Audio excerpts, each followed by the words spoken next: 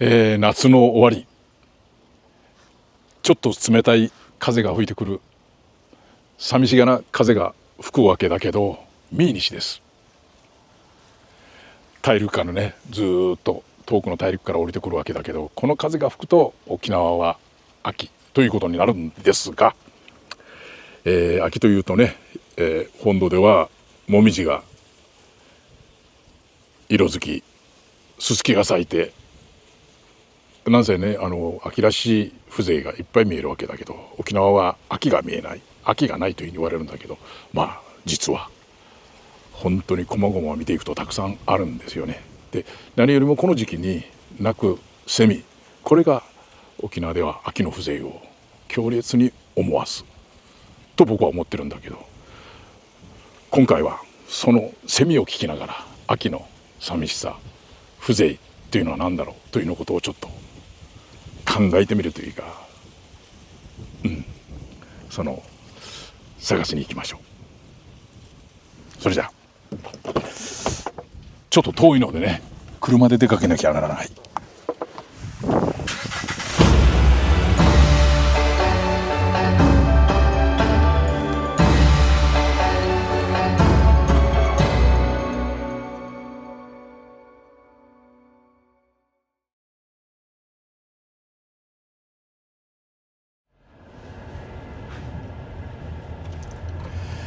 今頃のセミを鳥に声を聞きに行こうとすると、ちょっと北の方まで行かないといけない。オオシマゼミというのは森の深いところにいるし、それから黒岩つくつくはね、松の多いところ、まあ松に特化してるとまでは言えなくとも、松のあるとこじゃないといない。よってそういうところというのは北の方になる。南は松がないというのは松食い虫にやられてしまったからね。それから森は都市の近辺ではどんどん開発されて少なくなっていく、そういう調子だから。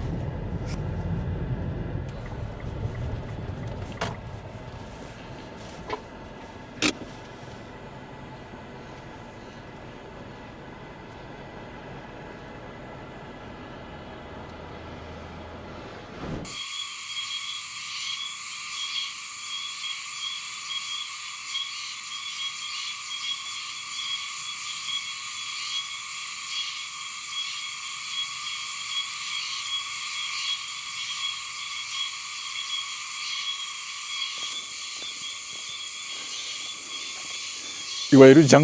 ングルゼミというふうにも言うけど、ジャングルゼミというのはうちの妻が言ってるんだけどね、ジャングルの中で鳴いてるからまさに言えて妙なんだけど、これ鳴き声としてはカーンカーンカーンという言い方、沖縄ではやるんだけど、カーンカーンというよりもうちょっとなんかスとかが混じってるよね。チェスチェンスチェンスチェンスって言ってるような気がして、例えばここでさ、知り合ってそんなにね間もない恋人がこの道を散歩してたとすると、それをなんかその応援するように、チャンスチャンス、今がチャンスだ、どういうチャンスかというとね、親しくなる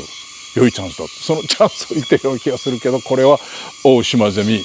なんと沖縄では12月ぐらいまで鳴くからね、今が一番最盛期なんだ。10月か、これがね12月まで鳴くんだけど、夏が終わって、もう夏が終わったんだなと思って、なんかどんどん季節が移行して寂しくなる中でこれが鳴いてるから、やっぱり秋の風情をたたえてる、寂しげに鳴く。しかしこれね、ある意味うるさいといえばうるさいんだけど、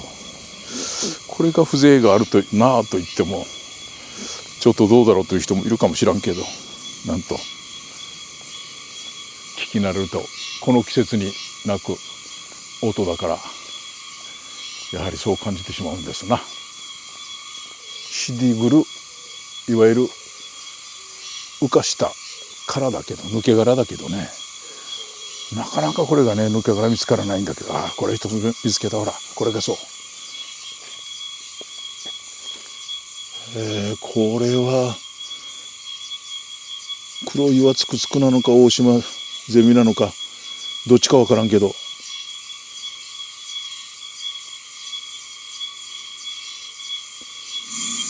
なんかこの金属音って初めて聞く人はセミというより鳥の声に聞こえるらしいから、聞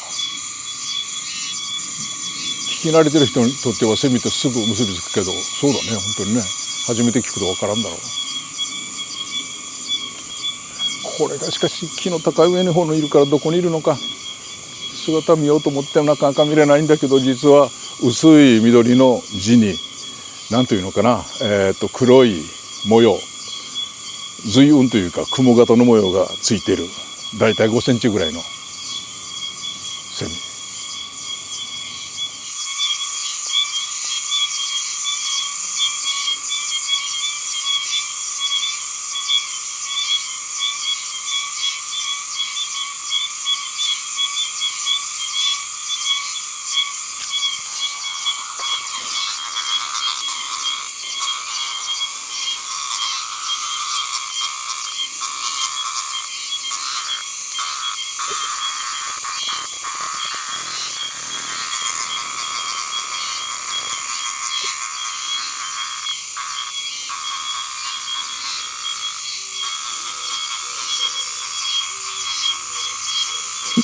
びっくりしてるだろ不意にこんな風にして捕まるんだもん。びっくりしたよな。このほらこっちの濃い緑の斑がある、これが特徴だね。びっくりしたでしょ。はい、もっと泣いて、思いっきり泣いて、思いっきり泣いて、やるべきことをやって、じゃあね、頑張れよ。はい。おー、あら、ちょっと。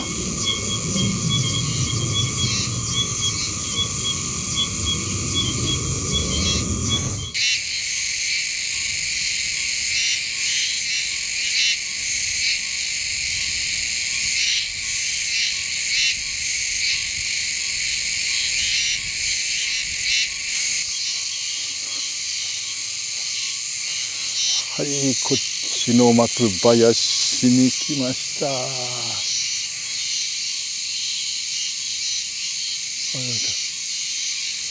っちの方に来た。黒岩つくつく。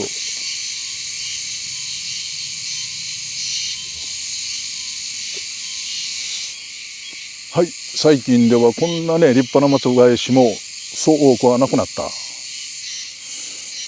この松林に黒岩つくつくを訪ねてきたんだけど、こ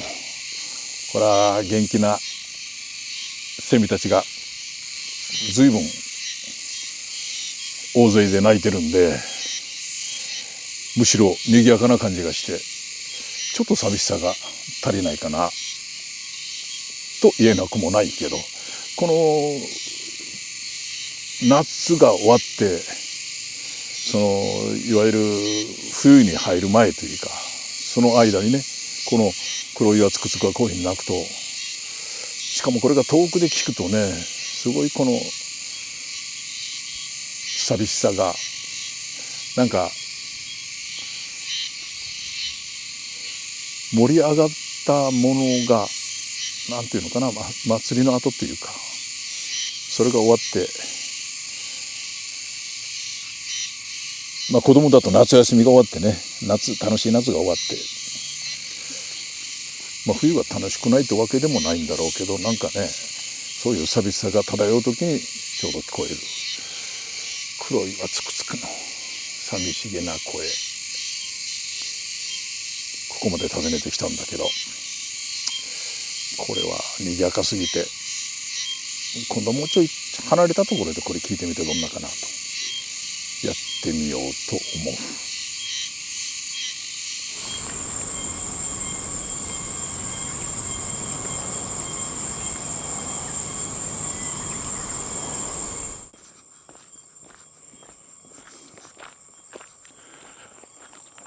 マツクミムシにやられてる松。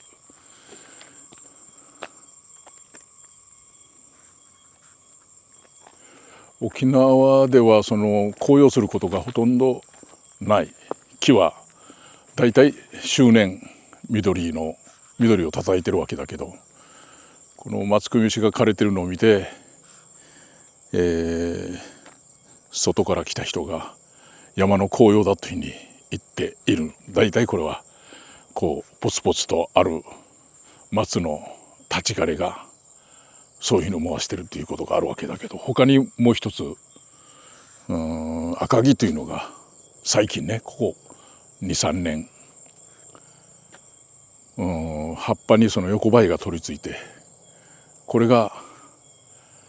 この赤城を枯らすという。で赤城というぐらいだから赤い木だろうと思うんだけど、あれは緑をたたえてるんだけど、樹皮が赤いから赤城なんだけど、これが本当に葉っぱまで赤くなってついに枯れるというこの現象が起きて、だから沖縄は紅葉するんだねという言われるけど、沖縄で紅葉する木は唯一ハゼの木というのがあって、これが紅葉する以外は、ない。だからマツクイムシも問題だし、外来の虫いろいろその環境に負荷を与えている。また環境も変化する。さっきの健全なああいう松というのはなかなかない、今では。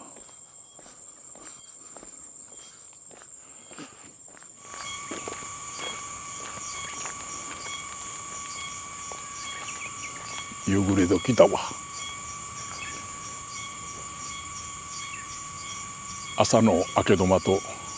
夕方のこの夕暮れ、これは昼でもないし夜でもないし、これも端境だけど、なんか端境はなんだか切ない思いを運んでくるんだね。どっちでもない淡い。さっきからウグイスもしきり鳴いてるけど、このウグイスだって春の鳴きと秋の鳴きがあるんだけど、これもやっぱり季節の移り変わりのこのどっちでもないその時に、なんかね胸が騒ぐんだろうな。体のどこからそういう悲哀がなんか立ち上がってくるんじゃないか。生き物の底にはなんかこの生きてるがゆえに時間というのが移動してる、まあ移動してる時間そのものが生命と言えるかもしれないけど、そういう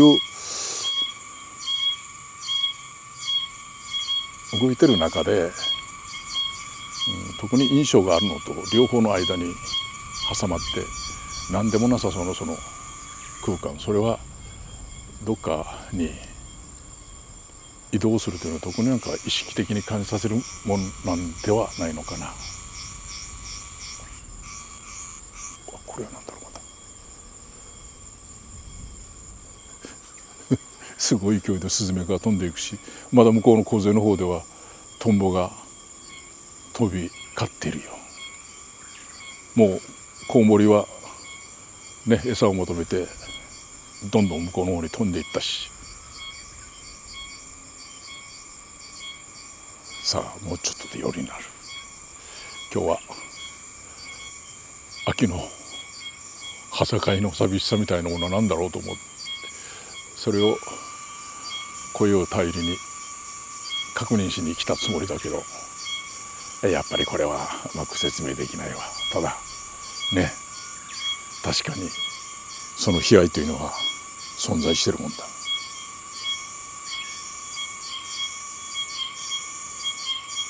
また大島ゼミから吐き出し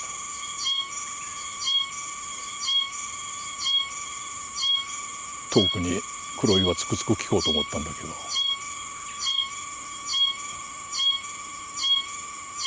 コウモリ